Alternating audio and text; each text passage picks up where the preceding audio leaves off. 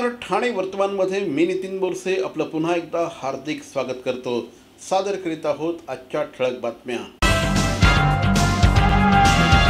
देशाचे गृहमंत्री श्री अमित शहा यांच्या विरोधात राष्ट्रवादी काँग्रेसचे नेते डॉक्टर जितेंद्र आव्हाड यांनी नुकतंच आंदोलन केलं।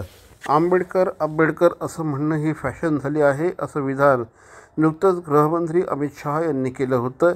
त्या निषेधार्थ शरद पवार पक्षाचे राष्ट्रीय सरचिटणीस डॉक्टर जितेंद्र आव्हाड, शिवसेना नेते राजन विचारे यांच्या उपस्थितीत महाविकास आघाडीने ठाणे स्टेशन परिसरात निदर्शनं केली। याप्रसंगी डॉक्टर जितेंद्र आव्हाड यांनी आंबेडकर हे नाव आमचं पॅशन आहे। अमित शहा हे ज्या पक्षात आहेत त्यांच्या मातृसंस्थेने संविधानाला विरोध केला होता।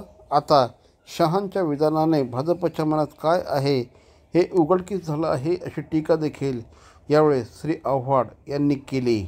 या आंदोलनामध्ये राष्ट्रवादीचे जिल्हाध्यक्ष श्री सुहास देसाई, कार्याध्यक्ष प्रकाश पाटील, काँग्रेसचे जिल्हाध्यक्ष विक्रांत चव्हाण, शिवसेनेचे जिल्हाप्रमुख केदार दिघे, रचना वैद्य, राहुल पिंगळे, रवी कोळी, राजेश साटम, राजेश कदम आदी सहभागी झाले होते। आंबेडकर आंबेडकर आंबेडकर आंबेडकर आंबेडकर आंबेडकर आंबेडकर आंबेडकर आंबेडकर आंबेडकर आंबेडकर आंबेडकर आंबेडकर आंबेडकर आंबेडकर आंबेडकर आंबेडकर आंबेडकर आंबेडकर हे कोणाला फॅशन वाटते काय? जेव्हा माणूस हे म्हणतो ना तेव्हा त्याच्या इथनं आलेलं असतं। इथनं आंबेडकर फॅशन नहीं, फॅशन है फॅशन। इसको समझो, ये हमारे अंतरात्मा की आवाज़ है। इसको फैशन मत कहो। और तुम जो स्वर्ग की दिशा दिखाने चाहते हो ना, अरे इससे हमको इंसान कह के इस दुनिया में तो जीने दो। हमको नरक से बाहर निकाला डॉक्टर बाबा साहब अम्बेडकर, वरना हमको तो जीने नहीं देते आप। ज्या महामानव डॉक्टर बाबासाहेब आंबेडकरांच्या माध्यमातून आपल्या या देशाला संविधान मिळालं आणि या देशाला दिशा देण्याचं काम या संविधानाच्या माध्यमातून झालेलं आहे। आणि ज्या पार्लमेंटमध्ये या ठिकाणी जो काय अपमान केलेला आहे त्याचा निषेध करण्यासाठी आज आम्ही इथे जमलेलो आहोत। मला वाटतं देशाचे गृहमंत्री यांनी राजीनामा द्यायला पाहिजे आणि आज संपूर्ण देशामध्ये संपूर्ण लोक रस्त्यावर उतरले। ह्या देशातल्या लोकांची चुकी आहे की अशा अनपढ लोकांना, गवार लोकांना आपण नेते म्हणून देशाच्या उच्च स्थानावर बसवले। ज्या स्थानावर बसवले ते स्थान सुद्धा डॉक्टर बाबासाहेब आंबेडकरांनी सिद्ध केले किंवा स्थापन केलेले। कुणी बसावं, कशासाठी बसावं, लायकी नाही हो यांची। मी तर म्हणतो या गृहमंत्र्यांनी लोकांनी मागण्यापेक्षा स्वतःनी राजीनामा निघून जावा, नाहीतर यांचा एक दिवस हिटलर होईल। सर्व भारतातील उत्तरेपासून दक्षिणेपासून सर्व जाती धर्मातल्या लोकांना एकत्र घेऊन बनलेला आहे। हा देश जो आहे तो विविध जाती धर्मांचा देश आहे। या देशाची जी लढाई आहे ती सर्वांनी एकत्र मिळून लढलेली आहे। मुघलांनी 1000 वर्ष राज्य केलं, पण मुघल सुद्धा या ठिकाणी आपल्या देशाची जी हिंदुत्वाची निशाणी आहे ते मिटवू शकले नाहीत। आज हा हिंदुत्वाचा कांगावा करून ही मंडळी देशामध्ये अराजकता पसरवण्याचा प्रयत्न करतायत। आणि ज्यांच्यामुळे तुम्ही आम्ही आनंदाने या देशामध्ये आपण राहतोय, तिकडे या संविधानावरती गदा आणून कुठेतरी लोकशाही संपवून हुकुमशाही चालू करण्याचा हा प्रयत्न आहे। आणि त्याच्या विरोधात या उभ्या देशामध्ये जनसामान्यांमध्ये हा आक्रोश आहे आणि त्यामुळे आज महाविकास आघाडीतर्फे लोकांमध्ये जाऊन याचा आम्ही निषेध व्यक्त करतोय। ठाणे बस स्थानक कर्मचाऱ्यांना आवश्यक सर्व सोयीसुविधा उपलब्ध करून देण्याबरोबरच आगारात कलदुल्ले आणि अतिक्रमणमुक्त करून प्रवाशांना परिपूर्ण सेवा देण्याबाबत नवनियुक्त परिवहन मंत्री आमदार प्रताप सरनाईक यांनी अधिकाऱ्यांना निर्देश दिले। नुकतेच राज्याच्या मंत्रिमंडळाचं खातेवाटप जाहीर करण्यात आलं। राज्याच्या परिवहन मंत्रिपदाची जबाबदारी प्रताप सरनाईक यांना देण्यात आली। लगेचच दुसऱ्या दिवशी श्री सरनाईक यांनी सकाळी खोपट येथील बसस्थानकाचा आढावा घेतला। तत्कालीन मुख्यमंत्री आणि राज्याचे उपमुख्यमंत्री एकनाथ शिंदे यांनी 15 फेब्रुवारी 2024 रोजी खोपट बस आगार येथे इलेक्ट्रिक बस सेवा उद्घाटन प्रसंगी सेवा, बस आगार आणि कर्मचाऱ्यांना मिळणाऱ्या सुविधांसंदर्भात सुधारणा करण्याच्या सूचना दिल्या होत्या। त्या अनुषंगाने श्री सरनाईक बोलत होते। प्रवाशांसाठी अधिक चांगल्या सोयीसुविधा पुरवण्यासाठी तसंच कर्मचाऱ्यांना कामाचं चांगलं वातावरण देण्यासंदर्भात अधिकाऱ्यांना सूचना देखील यावेळेस नवनियुक्त मंत्री महोदय प्रताप सरनाईक यांनी दिले आहे। कुठल्याही परिस्थितीमध्ये ही जी सेवा सर्वसामान्य परिवहनच्या कर्मचाऱ्यांना स्वच्छता हवी असते किंवा गरम पाणी हवं असतं किंवा स्वच्छतागृह एकदम स्वच्छ हवं असतं, त्यांना झोपण्याची व्यवस्था चांगली हवी असते, ह्या सुविधा उपलब्ध करून द्या. परंतु आज 10 महिने झाल्यानंतरसुद्धा दुर्दैवानं सांगावंसं वाटतं की त्यातली काहीही पूर्तता झालेली नाही. सर्वसामान्य प्रवाशांना ह्या ठिकाणी पिण्याला पाणीसुद्धा स्वच्छ दिलं जात नाही आहे. शौचालयाची अवस्था अतिशय वाईट आहे. महिलांच्या शौचालयाची अवस्था वाईट आहे. कर्मचाऱ्यांची आंघोळीची व्यवस्था किंवा त्या ठिकाणी जे प्रसाधनगृह आहे गरम पाण्याची व्यवस्था नाही. आगाराच्या व्यवस्थापनानं मला सुरुवातीला सांगितलं होतं की गरम पाण्याची व्यवस्था केलेली आहे आणि खोटं सांगितलं होतं त्याने की वर गिझर आणि हीटरची व्यवस्था केलेली आहे, सोलर सिस्टीमची व्यवस्था केलेली आहे. पण जी वस्तुस्थिती बघितली तर तेही निदर्शनास चुकीच्या ह्या गोष्टी सगळ्या आलेल्या आहेत. पहिलाच दिवस आहे त्यामुळे कुठल्याही प्रकारचा कुणावरही कारवाई करण्याचा हेतू नाही आहे. परंतु शेवटी शिस्त ही प्रत्येक डिपार्टमेंटला येणं गरजेचं आहे आणि हे ठाण्याचं आमचं घर आहे. घरापासून स्वच्छतेला सुरुवात करावी असं मला वाटलं, म्हणून पहिल्या दिवशी मी या ठिकाणी आलेलो आहे. तारा माऊली सामाजिक सेवा संस्था यांच्या वतीने जनकल्याणार्थ सार्वजनिक सहस्त्रचंडी होनात्मक नवकुंडी यज्ञाचं आयोजन करण्यात आलं आहे. या कार्यक्रमाअंतर्गत शनिवारी सायंकाळी 7 ते 10 या कालावधीमध्ये ठाणे गॉट टॅलेंट डान्स कॉम्पिटिशनचं आयोजन करण्यात आलं होतं. यावेळेस मोठ्या संख्येने विद्यार्थ्यांनी या कार्यक्रमामध्ये सहभाग घेतला. या कार्यक्रमाअंतर्गत विद्यार्थ्यांना अतिशय चांगल्या दर्जाच्या गुरूंचं मार्गदर्शन देखील मिळालं. विद्यार्थ्यांनी विविध कलांमध्ये निपुण व्हावं या दृष्टिकोनातून स्थानिक नगरसेवक श्री भरत चव्हाण आणि श्री ओमकार चव्हाण यांच्या पुढाकाराने या कार्यक्रमांचं आयोजन करण्यात आलं होतं. बेस्ट विशेष देतो आणि एवढं त्याचा धन्यवाद करतो का एवढा लोकांसाठी चांगला कार्यक्रम घेतला आहे. आणि देवी माताला हे मी आता प्रार्थना केली आहे की या कोपरे गावाला वापस आमचे भरत भाऊ नगरसेवक निवडून यावे.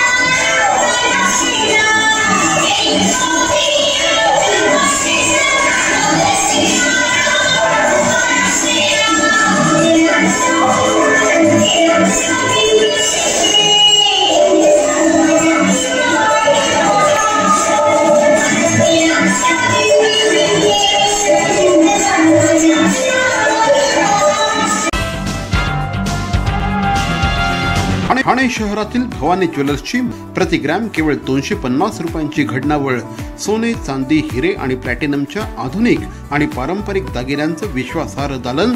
Bhavani jewellers, ice factory, Talao Pali, station road, Thane आणि कल्याण लाल चौक येथेही Bhavani jewellers. CP Goenka International School, nurturing talent at young age for scholastics, sports and performing arts in global perspective. Proud to have world toppers and country toppers in 10th standard Cambridge examinations.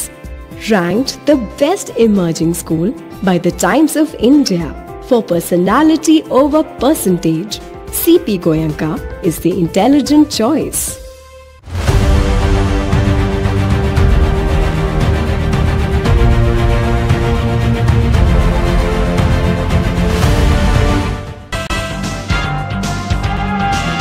Shri Ayyappa Bhaktam Seva Sangham या संस्थेच्या वतीने श्री अय्यप्पा मंदिराच्या 47व्या मंडल पूजा कार्यक्रमाचं आयोजन सध्या करण्यात आलं आहे।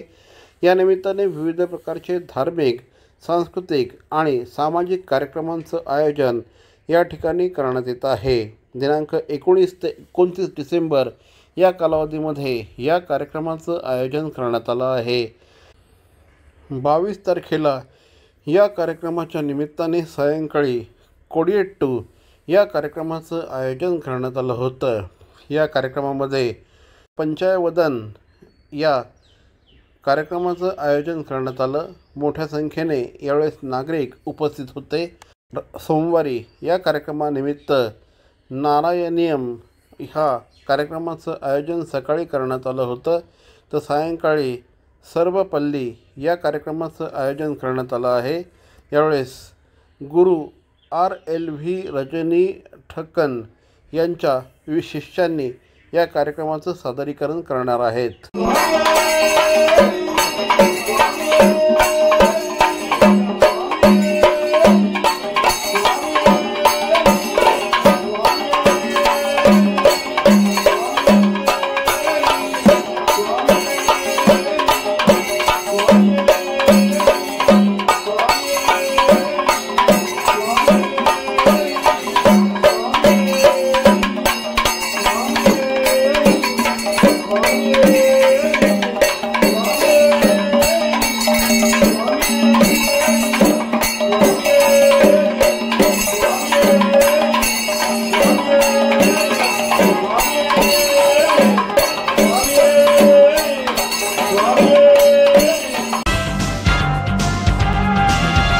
नकार ऐकायची सवय नसल्यानेच तरुणाईमध्ये आत्महत्येचं प्रमाण वाढीस लागलं आहे। कितीही संकट आली तरी खचून जाऊ नका हा संदेश जीनियस जेम डॉक्टर GM या कार्यचरित्रातून तरुणाईला दिला आहे, असं प्रतिपादन ख्यातनाम व्याख्याते आणि प्रवचनकार डॉक्टर सच्चिदानंद शेवडे यांनी केलं। प्रगतिशील उद्योगपती आणि सूक्ष्म जीवशास्त्रज्ञ डॉक्टर गंगाधर मोतीराम वारके अर्थात डॉक्टर GM यांचं कार्यचरित्र जीनियस जेम डॉक्टर GM या पुस्तकाचं प्रकाशन रविवारी ठाण्यातील IBIS हॉटेलच्या सभागृहात संपन्न झालं। लेखिका अनुराधा परब लिखित आणि रोहन प्रकाशन प्रकाशित या पुस्तकाचं संपादन विनायक परब यांनी केलं आहे। डॉक्टर सच्चिदानंद शेवडे यांच्या अध्यक्षतेखाली पार पडलेल्या या कार्यक्रमाला पद्मभूषण डॉक्टर ज्येष्ठराज जोशी, पद्मश्री सुधाकर ओल्वे, दीपस्तंभचे Yajuvendra Mahajan, doctor Ujjwala Dalve, doctor Girish Mahajan, doctor Arvind Deshmukh, doctor Suhas Varke, Rohan Champanerkar, hi मीडियाच्या ITच्या head Saroj Varke, doctor Vishal Varke, doctor Rahul Varke यांच्यासह अनेक मान्यवर उपस्थित होते।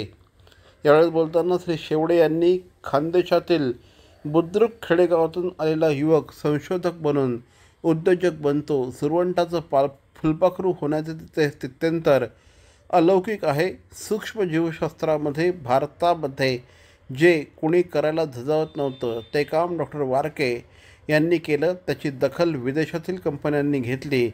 त्यांच्या विस्तारित संपूर्ण कुटुंबाने संशोधनात किंबहुना उद्योगात एकत्र येऊन एवढं मोठं साम्राज्य उभं केलं। एक है तो सेफ है हे डॉक्टर वारके यांनी आधीच ओळखलं, असं मिश्किल भाष्य देखील यावेळेस डॉक्टर शेवडे यांनी केलं। स्वाईन फ्लू कोविड काळात देशाला ज्याची गरज होती ते पुरवून डॉक्टर वारके यांच्या कंपनीने एक प्रकारे देशसेवाच केली असल्याचं यावेळेस श्री शेवडे यांनी सांगितलं। जीनियस जेम हे पुस्तक जे आहे त्याचं नाव कसं पडलं, माझी आई वडिलांना माझ्या जेम म्हणायची, जेम म्हणजे हिरा आणि GM त्यांची इनिशियल्स आहेत, तर तिथून ते लहानपणापासून मी ऐकत आलो आणि या पुस्तकात त्यांच्या आयुष्याची त्यांनी वाटचाल दिलेली आहे। आणि ह्याच्यानी जसं मला, माझ्या भावाला, आमच्या परिवाराला सगळ्यांना उत्स्फूर्ती जी मिळते किंवा उत्स्फूर्ताने जे होतो, तसंच लोकांनी हे पुस्तक वाचावं, यामधनं लोकांना प्रेरणा आणि मार्गदर्शन मिळेल। आणि आज जो स्वतंत्र भारत आहे, 1000 वर्षांच्या त्रासातनं जो उभा राहिलेला भारत आहे, पुढच्या अवघ्या 20 वर्षात ह्या देशाचं भवितव्य आपण सुवर्ण घडवू शकतो। $3.9 ट्रिलियन इकॉनॉमी आज 25 ट्रिलियन होणार अवघ्या 20 ते 22 वर्षात। ह्यामध्ये लोकांना काहीतरी प्रेरणा मिळावी ह्या दृष्टिकोनाने हे आपण पुस्तक सगळ्यांनी वाचावं आणि ह्याचं पुढे आम्ही भाषांतर पण करणार, दुसऱ्या भाषांमध्येही आणू त्याला, अशी माझी नम्र विनंती आहे. नमस्कार, मी doctor Shweta Warke. Doctor GM Warke यांची मी धाकटी सून आहे. तर डॅडींना मी हा पुस्तक लिहिताना कोरोनाच्या अगदी सुरुवातीच्या दिवसांपासून बघितलेलं आहे. कारण तेव्हा ते सिनियर सिटीजन असल्यामुळे आम्ही त्यांना पाठवायचो नाही, पण तेव्हा त्यांनी हे ठरवलं की हा पुस्तक लिहायचा आणि नोटपॅडवरती प्रत्येक शब्द लिहिणारे आणि आता आज आपण हे प्रकाशन बघतो आहे. भारतामध्ये आपल्याकडे अशा गोष्टी बनल्या पाहिजे ज्यांनी आपलं जगात नाव झालं पाहिजे. आता मी पण अमेरिकेत शिकत असताना परत मी का आलो, कारण की मला हे मिशनमध्ये काम करायचं, हे त्यांची मिशन आहे. तर ह्या मिशनमध्ये यश मिळालं आणि पैसे नेहमी त्यांनी कंपनी विकली असते तर खूप जास्त पण पैसे मिळाले असते, पण त्यांनी हे केलं नाही. आणि आजही आम्हाला ते प्रोत्साहन देत असतात की भारतासाठी काहीतरी करावं, महाराष्ट्रासाठी काहीतरी करावं, ह्याच्यावर ते सारखा प्रयत्न करतात. तर मंडळी, या होत्या आजच्या ठळक बातम्या. ठाणे वर्तमानमधून आम्ही ठाण्याच्या राजकीय, सामाजिक आणि सांस्कृतिक घडामोडींचं वर्तमान चित्र दाखवण्याचा प्रयत्न करतोय. अर्थातच आपल्या सहकार्याची गरज आहे, तेव्हा आपल्या सूचना आणि समस्या आम्हाला जरूर कळवा. आमचा पत्ता Thane Vartaman, Dadoji Konde stadium, shop number 16, Khatan road, Thane पश्चिम. तर मग पुन्हा भेटू उद्या याच वेळी याच ठिकाणी ठाणे वर्तमानमध्ये. तोपर्यंत धन्यवाद. जय हिंद, जय महाराष्ट्र.